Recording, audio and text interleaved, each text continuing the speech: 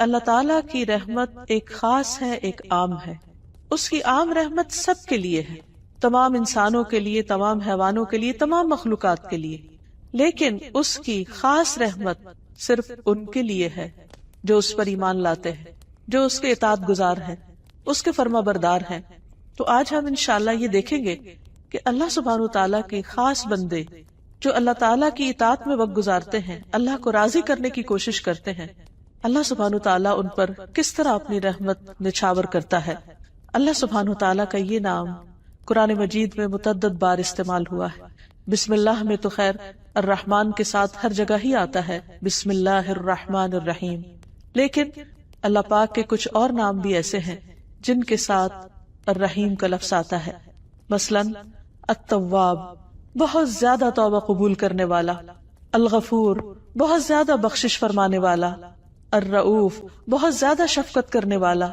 الودود، بہت زیادہ محبت کرنے والا. اور العزیز، بہت زبردست، غالب. تو اللہ سبحانہ تعالی اپنے بندوں کے لیے اور خصوصاً ان بندوں کے لیے جو مومن ہیں، جو اللہ تعالیٰ کے اطاعت گزار ہیں، ان کے ساتھ خصوصی رحمت فرماتا ہے. سنت میں بھی نبی صلی اللہ علیہ وسلم نے اللہ سبحانہ تعالیٰ کے اس نام کا ذکر فرمایا ہے. حضرت ابو بکر کہتے ہیں کہ میں نے رسول اللہ صلی اللہ علیہ وسلم سے کہا، مجھے کوئی ایسی دعا سکھا دیجئے جو میں ہر نماز میں مانگا کروں. آپ نے فرمایا، کہو اللہم انی ظلمت نفسی ظلما کثیرا ولا یغفر الذنوب الا انت فاغفر لی مغفرۃ من عندک وارحمنی انک انت الغفور الرحیم. اے اللہ، میں نے اپنی جان پر بڑا ظلم کیا ہے اور تیرے علاوہ کوئی بھی گناہوں کو معاف نہیں کر سکتا، اس لیے خاص اپنے فضل سے میرے گناہوں کو معاف فرما دے اور مجھ پر رحم فرما. بے شک تو بڑا بخشنے والا، بہت زیادہ رحم کرنے والا ہے. ابن عمر کہتے ہیں کہ ہم آپ صلی اللہ علیہ وسلم کی صرف ایک مجلس میں 100 بار یہ دعا شمار کیا کرتے تھے جو آپ پڑھا کرتے تھے، رب اغفر لی وتب علی انک انت التواب الرحیم. اے میرے رب، تو مجھے بخش دے اور مجھ پر مہربانی فرما، بے شک تو بہت زیادہ توبہ قبول کرنے والا، بار بار رحم فرمانے والا ہے.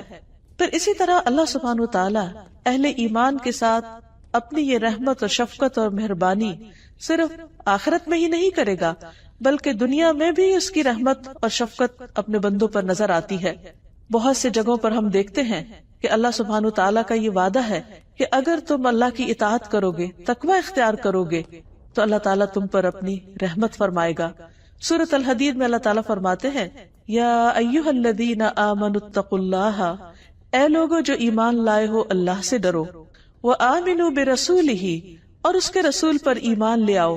یؤتکم کفلین من رحمتہ، وہ اپنی رحمت سے دوہرا حصہ تمہیں دے گا. یعنی تم اگر اللہ کا تقوی اختیار کرو گے اور رسول پر ایمان رکھو گے تو دگنی رحمت پاؤ گے. وَيَجْعَلْ لَكُمْ نُورًا تَمْشُونَ بِهِ، اور تمہیں ایسا نور عطا فرمائے گا جس کے ذریعے تم چلتے رہو گے. وَيَغْفِرْ لَكُمْ، اور تمہارے گناہوں کو بخش دے گا. وَاللَّهُ غَفُورٌ الرحیم، اور اللہ تعالیٰ بخشش فرمانے والا مہربان ہے. نوح علیہ السلام اور ایمان والوں کے لیے اللہ سبحانہ وتعالیٰ نے کس طرح اپنی یہ رحمت ظاہر فرمائی. جو لوگ ان کے ساتھ کشتی پر سوار تھے ان کے لیے کہا گیا، وَقَالَ ارْكَبُوا فِيهَا بِسْمِ اللَّهِ مَجْرَاهَا وَمُرْسَاهَا إِنَّ رَبِّي لَغَفُورٌ رَحِيمٌ، اور اس نے کہا کہ اس میں سوار ہو جاؤ، اللہ کے نام کے ساتھ ہے اس کا چلنا اور اس کا ٹھہرنا، بے شک میرا رب یقیناً بے حد بخشنے والا اور نہایت رحم کرنے والا ہے. یعنی اس کی یہ رحمت کن پر ہوئی؟ ان پر جو ایمان لا کر نوح علیہ السلام کے ساتھ اس کشتی میں سوار ہو گئے. اگرچہ ہر طرف پانی ہی پانی تھا اور کشتی ہچکولے کھا رہی تھی، لیکن نوح علیہ السلام نے ان کو اشور کرایا کہ اللہ سبحانہ تعالیٰ بہت مہربان ہے، جس نے تمہیں اس عذاب سے نجات دی ہے، وہ آئندہ بھی تم پر اپنی رحمت فرمائے گا. پھر اسی طرح اہل جنت کے لیے اللہ سبحانہ تعالیٰ فرماتے ہیں، لَهُمْ فِيهَا فَاكِهَةٌ وَلَهُمْ مَا يَدَّعُونَ سَلَامٌ قَوْلًا مِّن رَّبٍّ رَّحِيمٍ. ان کے لیے اس جنت میں بہت پھل ہیں اور ان کے لیے اس میں وہ سب کچھ ہے جو وہ طلب کریں گے، یعنی جو بھی ان کی ساری خواہشات ہیں وہ وہاں پر پوری کر دی جائیں گی. سلام اس رب کی طرف سے کہا جائے گا جو غفور الرحیم ہے. تو اس سے بھی یہ پتہ چلتا ہے کہ جنت جو اللہ تعالیٰ کی رحمت ہے وہ ان لوگوں کے لیے خاص ہے جو اس پر ایمان رکھتے ہیں. دنیا میں بھی اللہ سبحانہ تعالیٰ نے جو احکامات ہمیں دیے ہیں بعض اوقات ہمیں بظاہر مشکل نظر آتے ہیں، لیکن وہ بھی دراصل اللہ سبحانہ تعالیٰ کی رحمت ہی کا نتیجہ ہے۔ قرآن مجید میں آتا ہے یا ایھا الذین آمنوا لیستأذنکم الذین ملکت ایمانکم والذین لم یبلغوا الحلم منکم 3 مرات من قبل صلاة الفجر وحین تضعون ثیابکم من الظہیرۃ ومن بعد صلاة العشاء 3 عورات لکم لیس علیکم ولا علیہم جناح بعدہن طوافون علیکم۔ اے ایمان والو، چاہیے کہ تمہارے لونڈی غلام اور تمہارے نابالغ بچے 3 اوقات میں تم سے اجازت لیں، نماز فجر سے پہلے اور دوپہر کو جب تم اپنے کپڑے اتارتے ہو یعنی آرام کے لیے، قیلولہ کے لیے، اور نماز عشاء کے بعد۔ یہ 3 اوقات تمہارے پردے کے ہیں، ان کے علاوہ تم پر اور ان پر کوئی حرج نہیں، یہ تمہارے پاس آنے جانے والے ہیں۔ یہ گھریلو زندگی کے اندر کے احکامات ہیں جو اللہ سبحانہ تعالیٰ نے دیے ہیں۔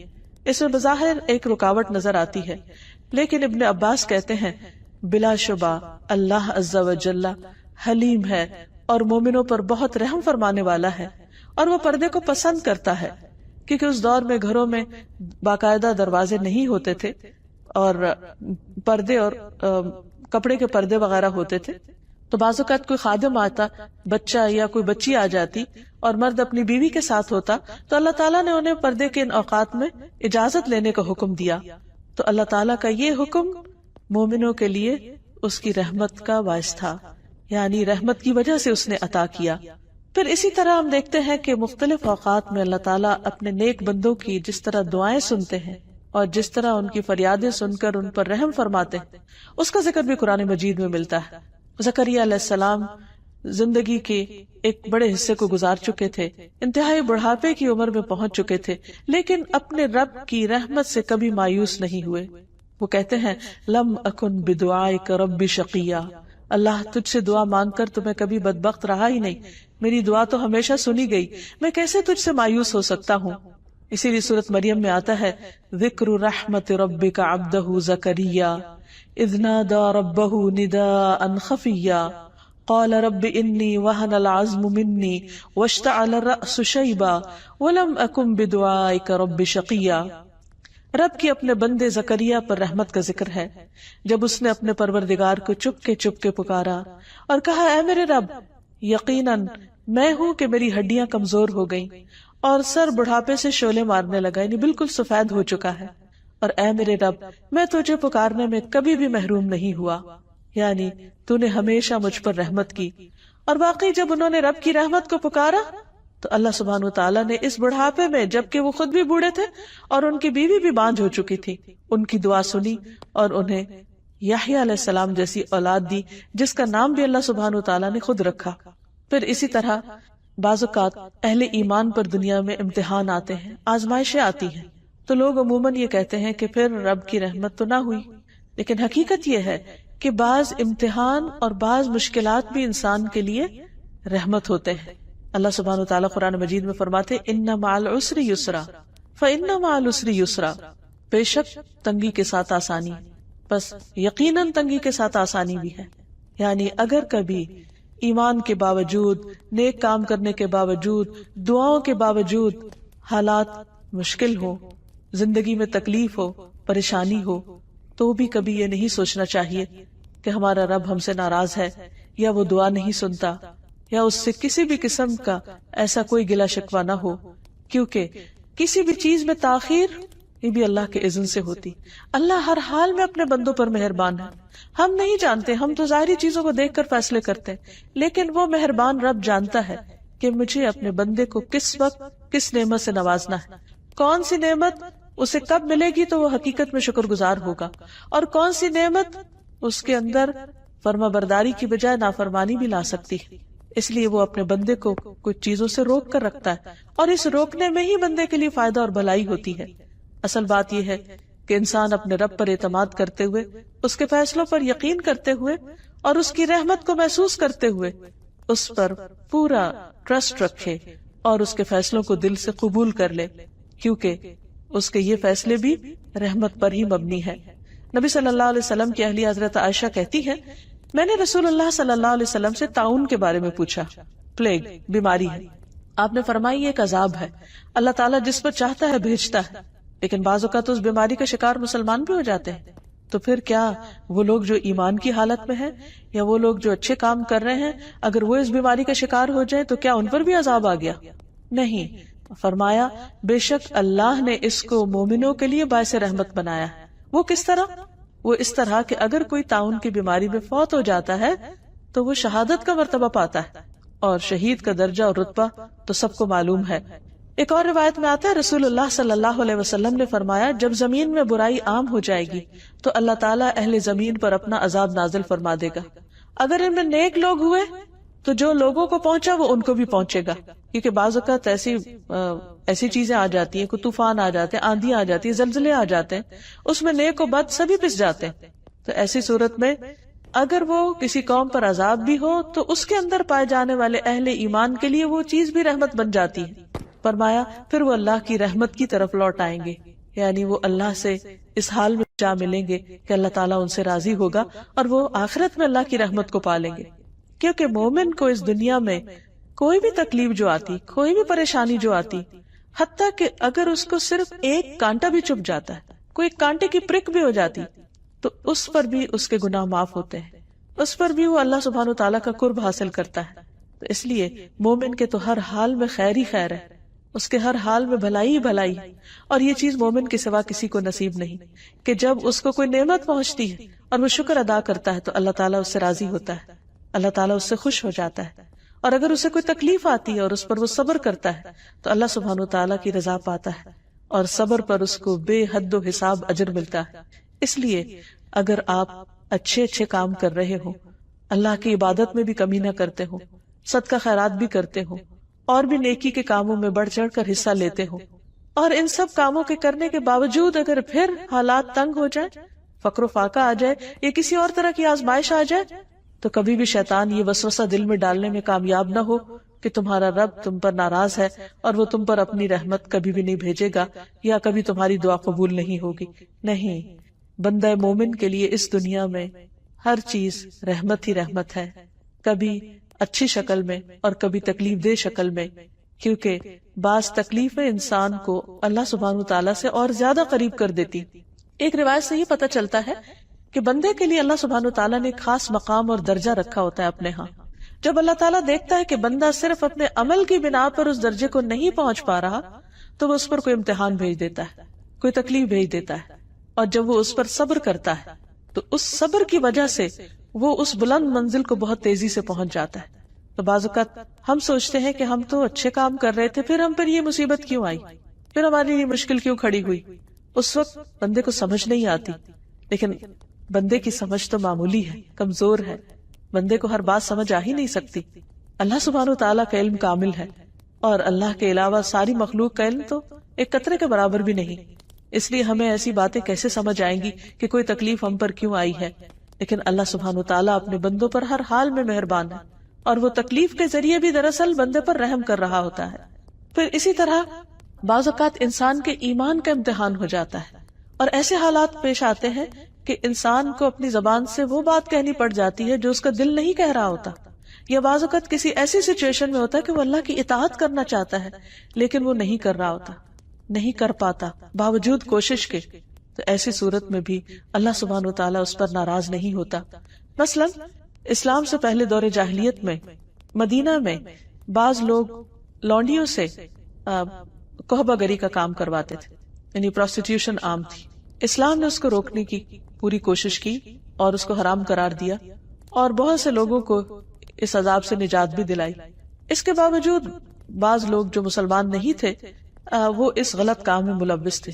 تو اللہ سبحانہ وتعالیٰ نے ان عورتوں کے لیے خاص طور پر فرمایا وَمَن يُكْرِهُنَّ فَإِنَّ اللَّهَ مِن بَعْدِ إِكْرَاهِهِنَّ غَفُورٌ رَحِيمٌ، کہ وہ عورتیں اگر مجبور کر دی گئی ہیں، وہ خود اسے ناپسند کرتی ہیں لیکن ساتھ مجبور ہے کہ ان کی کوئی سے نہیں، وہ غلام ہیں، ان کی کوئی آزادی نہیں، وہ خود کچھ نہیں کر سکتی، تو اللہ سبحانہ وتعالیٰ ان مجبور لونڈیوں کے لیے غفور الرحیم ہے.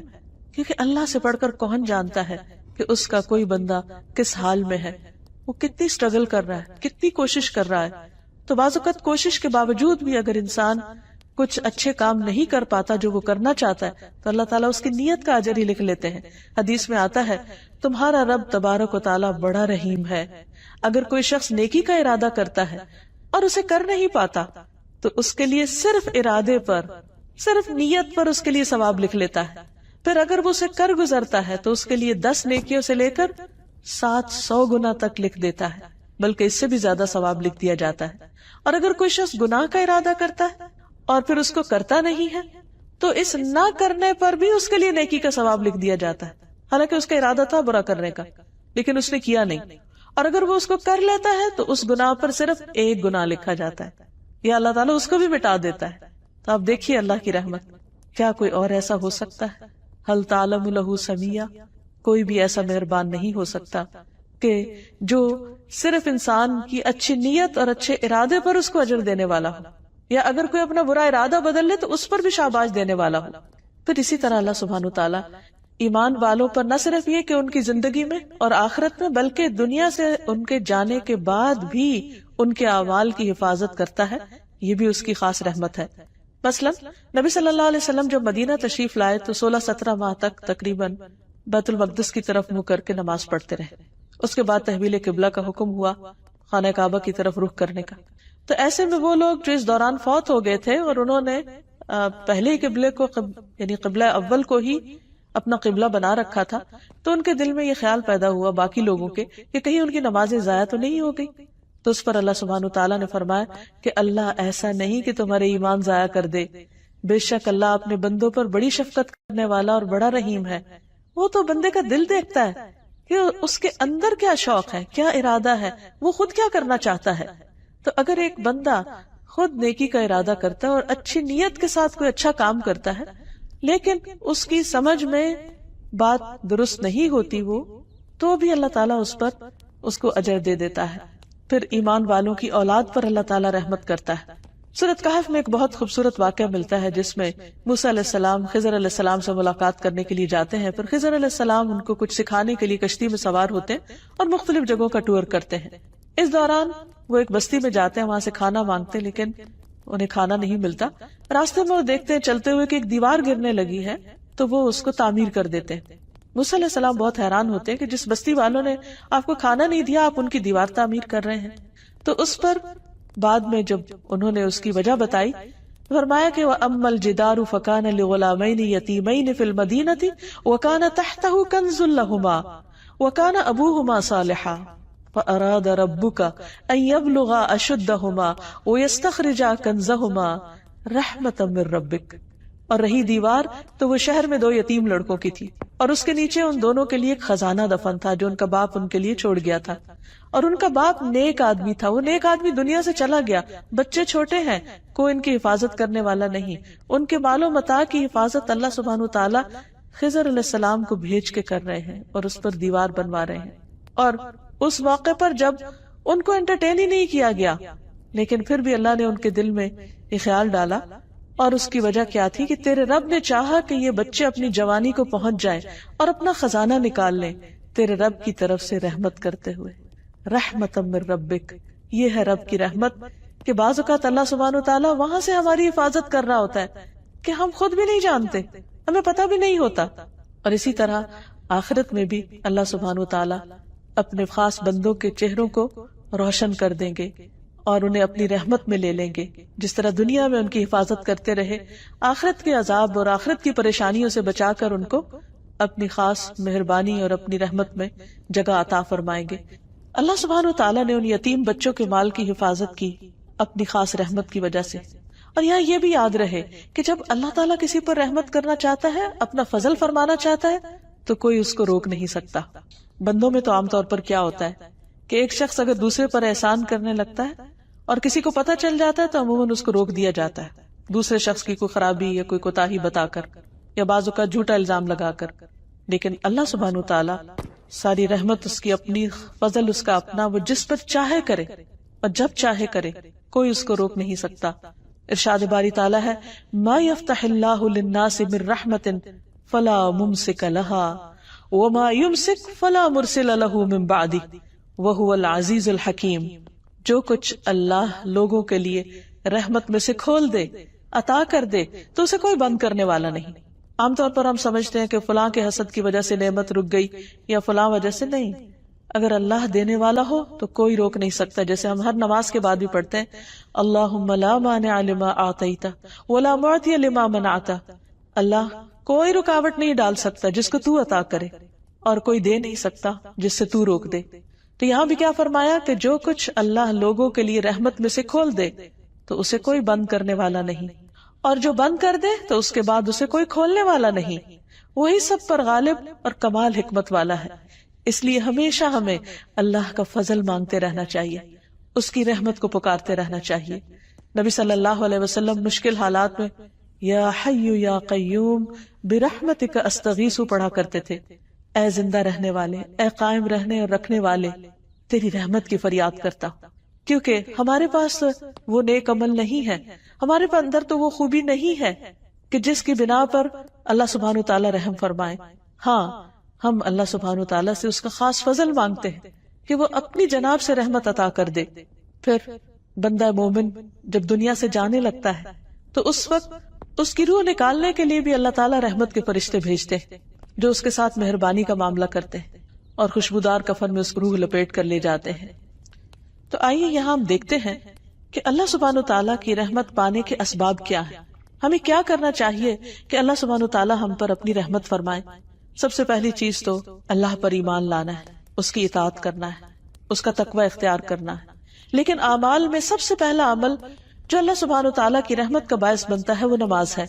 رسول اللہ صلی اللہ علیہ وسلم نے فرمایا جب تم میں سے کوئی شخص نماز کے لیے کھڑا ہوتا ہے تو رحمت الہی اس کی طرف متوجہ ہوتی ہے، یعنی وہ اللہ کی خاص رحمت میں ہوتا ہے.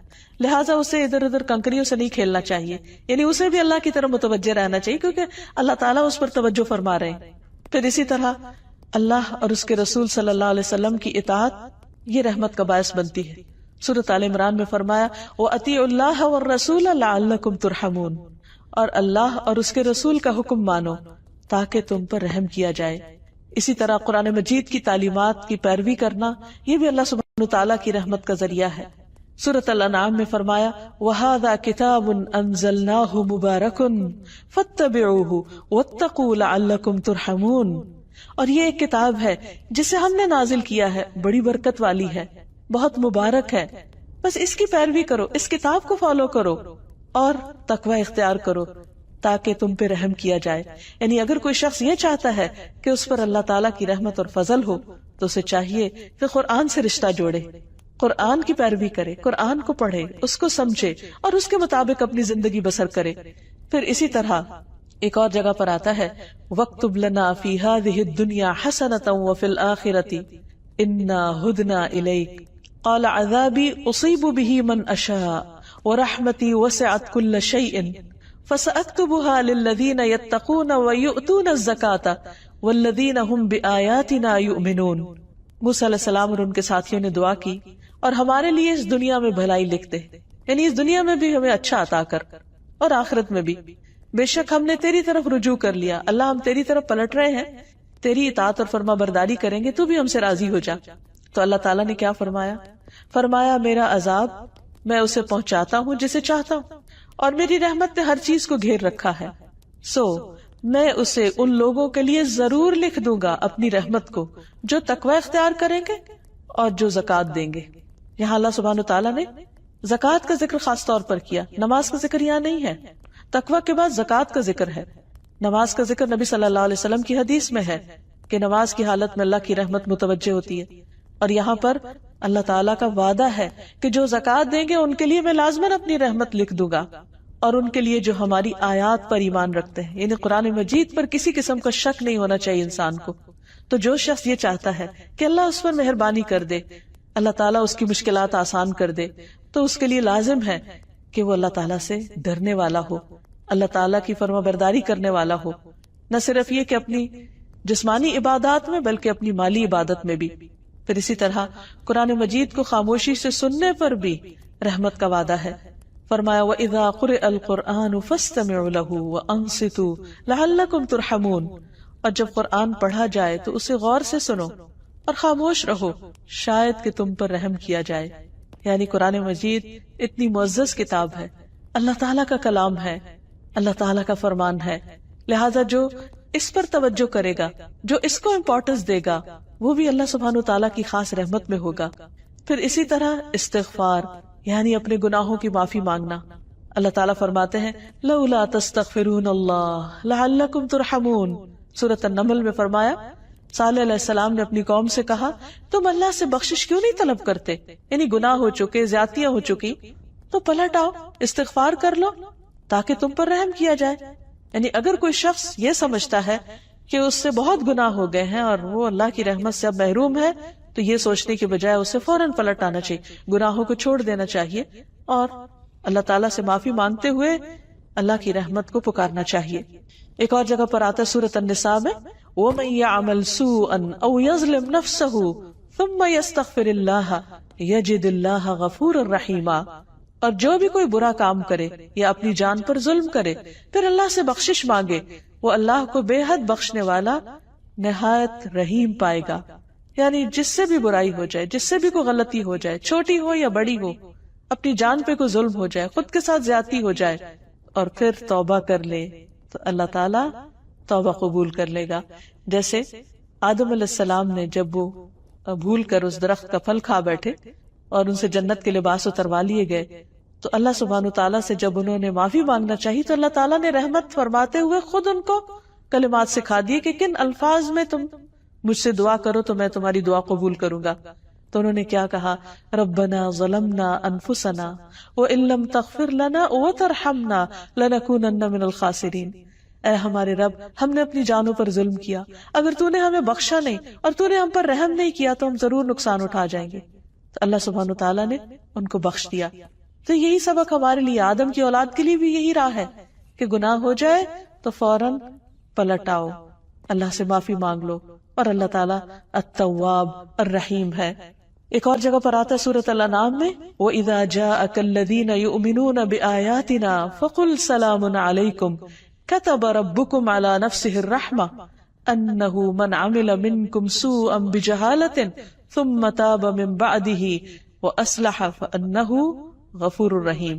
اور جب تیرے پاس وہ لوگ آئیں جو ہماری آیات پر ایمان رکھتے ہیں، یعنی اہل ایمان، تو آپ کہیے کہ سلام ہو تم پر، تمہارے رب نے رحم کرنا اپنے اوپر لازم کر رکھا ہے کہ بے شک حقیقت یہ ہے کہ تم میں سے جو شخص جہالت سے کوئی برائی کر لے، لا علمی سے، پھر اس کے بعد توبہ کر لے اور اصلاح کر لے تو یقیناً وہ بے حد بخشنے والا، نہایت رحم فرمانے والا ہے۔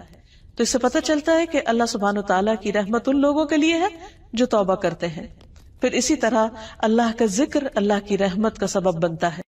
حضرت یسیرہ جو مہاجر صحابیات میں سے تھی، ان سے مروی ہے کہ نبی صلی اللہ علیہ وسلم نے ہم سے فرمایا، اے مسلمان عورتوں، اپنے اوپر لا الہ الا اللہ، سبحان اللہ اور اللہ کی پاکی بیان کرنا لازم کر لو، غافل نہ رہا کرو کہ رحمت الہی کو فراموش کر دو۔ یعنی ذکر سے غفلت رحمت سے دوری کی علامت ہے، اور جو ہی انسان اللہ کا ذکر کرنے لگتا ہے تو اللہ تعالیٰ کی رحمت اس کی طرف متوجہ ہو جاتی ہے۔ اور ان تسبیحات کو انگلیوں پر شمار کرو، یعنی انگلیوں پر گنا کرو اس ذکر کی تسبیح کو، کیونکہ قیامت کے دن ان سے بھی پوچھ گچھ ہوگی، ہاتھوں سے بھی سوال کیا جائے گا کہ کس کام میں لگے رہے، اور انہیں بولنے کی قوت دی جائے گی۔ تو جب یہ بولیں گے تو کیا بولیں گے؟ جو تسبیحات ان پہ پڑی ہوگی وہ بول کے انسان کے حق میں گواہی دیں گے۔ پھر اسی طرح رسول اللہ صلی اللہ علیہ وسلم نے فرمایا، جو لوگ اللہ کے ذکر کے لیے بیٹھتے ہیں، یعنی اکٹھے بیٹھتے ہیں، فرشتے انہیں گھیر لیتے ہیں، رحمت انہیں ڈھانپ لیتی ہے، سکینت ان پر اترتی ہے، اور اللہ تعالیٰ ان کا ذکر اپنے پاس موجود فرشتوں میں کرتے ہیں۔ پھر اسی طرح دوسروں کو معاف کر دینا چاہیے۔ اگر انسان یہ چاہتا ہو کہ اس پر اللہ سبحانہ وتعالیٰ کی رحمت ہو تو اسے چاہیے کہ وہ بندوں پر رحم کرے اور بندوں کے قصور معاف کر دے۔ پھر اسی طرح بندوں کی عیادت، بندوں پر رحمت اور شفقت، اگر کوئی بیمار ہو جائے تو خاص طور پر اس کا خیال کرنا۔ رسول اللہ صلی اللہ علیہ وسلم نے فرمایا، جب کوئی شخص اپنے کسی مسلمان بھائی کی عیادت کرتا ہے تو وہ جنت کے باغات میں چلتا ہے یہاں تک کہ بیٹھ جائے، اور جب وہ مریض کے پاس بیٹھ جاتا ہے تو اللہ کی رحمت اسے ڈھانپ لیتی۔ لیکن کچھ کام ایسے ہیں کہ اگر کوئی بندہ کرتا ہے تو اس پر رحمت نہیں آتی، جس میں خاص طور پر دوسروں پر رحم نہ کرنا، سنگ دل ہونا، دوسروں کے ساتھ زیادتی کرنا۔ نبی صلی اللہ علیہ وسلم نے فرمایا، رحمت سوائے بدبخت کے کسی سے نہیں چھینی جاتی۔ پھر اسی طرح بچوں کو پیار نہ کرنا، بعض اوقات جب بچے اپنے ماں باپ کے پاس ہوں تو ہر کوئی پیار کرتا ہے، لیکن اگر بچے اپنے والدین سے الگ ہیں تو عموماً ان کی طرف لوگ توجہ نہیں کرتے، خصوصی یتیم بچوں کی طرف۔ پھر اسی طرح اللہ سبحانہ وتعالیٰ کی اس صفت کے ساتھ دعائیں بھی مانگنی چاہیے، جیسے ابراہیم علیہ السلام اور اسماعیل علیہ السلام کی دعا ہے، ربنا وجعلنا مسلمین لک ومن ذریتنا امۃ مسلمۃ لک وارنا مناسکنا وتب علینا انک انت التواب الرحیم۔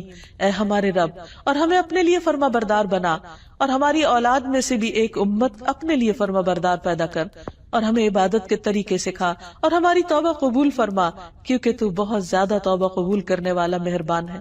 اسی طرح موسیٰ علیہ السلام نے بھی اللہ کی صفت رحمت کے ساتھ دعا کی۔ اسی طرح اگر میت کے لیے دعا کی جائے تو اس نام کے وسیلے سے دعا کی جائے تو اللہ تعالیٰ انشاءاللہ اس پر بھی رحم فرمائیں گے، جیسے آتا ہے فاغفر لہ وارحمہ انک انت الغفور الرحیم۔ پھر اسی طرح جب بارش ہو تو اس وقت بھی دعا قبول ہوتی ہے، اس وقت بھی اللہ کی خاص رحمت مانگنی چاہیے۔ مسجد میں داخل ہوتے وقت رحمت مانگنی چاہیے، اللہم افتح لی ابواب رحمتک، اے اللہ میرے لیے اپنی رحمت کے دروازے کھول دے۔ پھر صرف اپنے لیے نہیں، دوسروں کے لیے بھی رحمت کی دعا کرنی چاہیے۔ نبی صلی اللہ علیہ وسلم نے ایک شخص کو مسجد میں قرآن پڑھتے ہوئے سنا تو آپ نے فرمایا رحمہ اللہ، اللہ اس پر رحم فرمائے، اس نے مجھے فلاں اور فلاں آیت یاد کرا دی جس کو میں کسی صورت میں بھول گیا تھا۔ حضرت عائشہ فرماتی ہیں کہ نبی صلی اللہ علیہ وسلم میرے گھر میں تہجد پڑھ رہے تھے، آپ نے عباد کی آواز سنی، وہ مسجد میں نماز پڑھ رہے تھے، تو آپ نے فرمایا عائشہ کیا یہ عباد کی آواز ہے؟ میں نے عرض کیا جی ہاں۔ آپ نے فرمایا اللہم ارحم عبادن، اے اللہ عباد پر رحم فرما، یعنی جب کسی بندے کو اچھا کام کرتے ہوئے دیکھے تو اس کے لیے دعا کرے۔ اب سوال یہ پیدا ہوتا ہے کہ اللہ سبحانہ وتعالیٰ تو الرحیم ہے ہی، اس صفت کو جاننے کے بعد ہم پر کیا لازم ہوتا ہے، ہمیں کیا کرنا چاہیے؟ تو پہلی چیز یہ کہ ہمیں اللہ سبحانہ وتعالیٰ کی رحمت کو مختلف چیزوں کے اندر محسوس کرنا چاہیے، ہمیں اللہ کی رحمت سے مایوس نہیں ہونا چاہیے، ہمیں دوسرے بندوں کے لیے مہربان ہو جانا چاہیے، سنگ دلی، شقاوت اور بدبختی کی بجائے دلوں کی رحمت اور شفقت اور محبت سے اللہ سبحانہ وتعالیٰ کے سامنے حاضر ہونا چاہیے، سب لوگوں کے لیے رحیم ہونا چاہیے۔ نبی صلی اللہ علیہ وسلم نے فرمایا یہ نہیں کہ صرف اپنے دوست کے حق میں رحم دل بن جاؤ، بلکہ تمام لوگوں پر رحم کرنا ہوگا۔ نبی صلی اللہ علیہ وسلم نے خود کو فرمایا کہ انا نبی الرحمہ، میں نبی رحمت ہوں۔ اللہ تعالیٰ آپ کے بارے میں فرماتے وما ارسلناک الا رحمۃ للعالمین، ہم نے آپ کو جہان والوں کے لیے رحمت بنا کر بھیجا۔ اور یہ ایک بہت بڑی حقیقت ہے کہ آپ کے اندر دوسروں کے لیے بہت شفقت تھی، اور کسی کا بھی تکلیف میں پڑنا آپ کو بہت ناگوار ہوتا تھا، اور یہی دراصل رحمت ہے کہ انسان کسی اور کی تکلیف پر خوش نہ ہو بلکہ کسی کی تکلیف پر اس کے لیے اور زیادہ نرمی کر دے۔ نبی صلی اللہ علیہ وسلم نے فرمایا جنتی لوگ 3 قسم کے ہیں، حکومت کے ساتھ انصاف کرنے والے، یعنی اگر ان کو اقتدار ملے تو اس میں انصاف کا رویہ اختیار کرنے والے، صدقہ خیرات کرنے والے، توفیق عطا کیے ہوئے وہ آدمی جو اپنے تمام رشتہ داروں اور مسلمانوں کے لیے رحیم اور نرم دل ہو، وہ آدمی کہ جو پاک دامن پاکیزہ خلق والا ہو اور عیال دار بھی ہو لیکن کسی کے سامنے ہاتھ نہ پھیلائے۔ تو اللہ تعالیٰ سے دعا ہے کہ وہ ہم پر رحمت فرمائے اور ہمارے دلوں میں اپنی مخلوق کے لیے رحم ڈال دے۔ وآخر دعوانا ان الحمد للہ رب العالمین۔